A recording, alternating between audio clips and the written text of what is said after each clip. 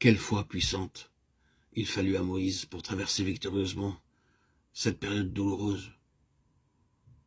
Lui qui a été envoyé pour sauver et devenir comme l'instrument d'un surcroît d'affliction.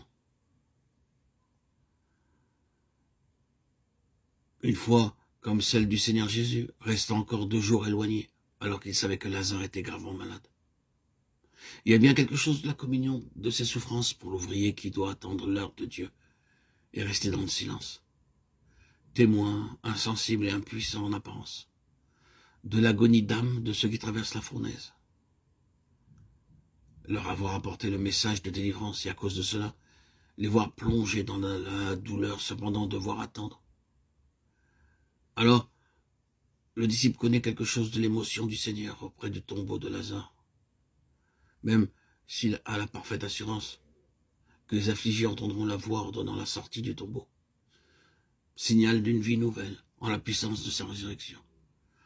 En ce moment, Moïse souffre infiniment plus avec les Israélites et pour eux qu'il ne l'avait fait autrefois, alors que, cédant à la colère, il avait tué l'Égyptien. Devenu méditatif, silencieux, il a une capacité de souffrance plus grande. Et le cruel esclavage où il voit ses frères plonger jette comme un voile de deuil sur son cœur. Aussi, quand il reçoit à nouveau l'ordre de se rendre chez Pharaon, il répond à Dieu, « Voici, les enfants d'Israël ne m'ont pas écouté. Comment Pharaon m'écouterait-il » Exode 6:12. Dieu maintient l'ordre donné. « Voici, dit-il à Moïse, je te fais Dieu pour Pharaon, et Aaron sera ton prophète. » Pas à pas, les 2 frères avancent selon que Dieu ordonne. Calmement, fidèlement, ils obéissent aux directions qu'ils reçoivent. Et leur foi augmente en constatant que Dieu agit, rendant ainsi témoignage aux paroles prononcées en son nom. Désormais, et à plusieurs reprises, nous retrouvons cette déclaration dans le récit sacré. Moïse et Aaron firent ce que l'Éternel leur avait commandé. Ils firent ainsi, Exode 7:6. La première manifestation de la puissance divine en ces instruments, ce fut la verge changée en serpent. Miracle que Dieu avait déjà donné à Moïse le jour qu'il l'appela.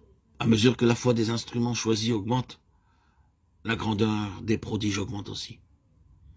Pour les 3 premières plaies, ces 3 premiers jugements sur l'Égypte, Dieu se sert de cette verge. Puis il ordonne à Moïse de dire à Pharaon, « Ainsi parle l'Éternel. » Moïse avait-il commencé à s'appuyer de quelque manière sur ce bâton?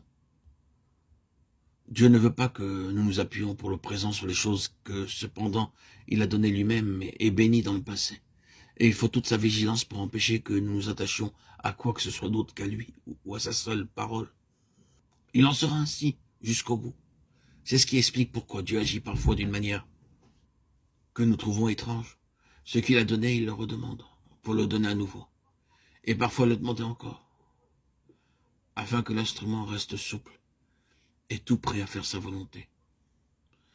Nous avons aussi besoin d'être débarrassés de certaines conceptions sur les méthodes d'action divine. Avec Moïse, Dieu se sert d'abord d'un bâton pour l'accomplissement de ses prodiges, puis il montre à son serviteur qu'il peut agir sans cela. Sa parole suffit. C'est à sa seule parole que survinrent les nuées de mouches venimeuses, et c'est aussi à sa parole que la terre d'Égypte furent dévastées par la grêle. Exode 9.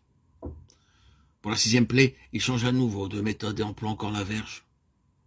Autant de leçons pour Moïse, qui apprend à rester complètement dans la main de Dieu, à s'attendre à lui, pour toute chose, à n'avancer que pas à pas sous son regard.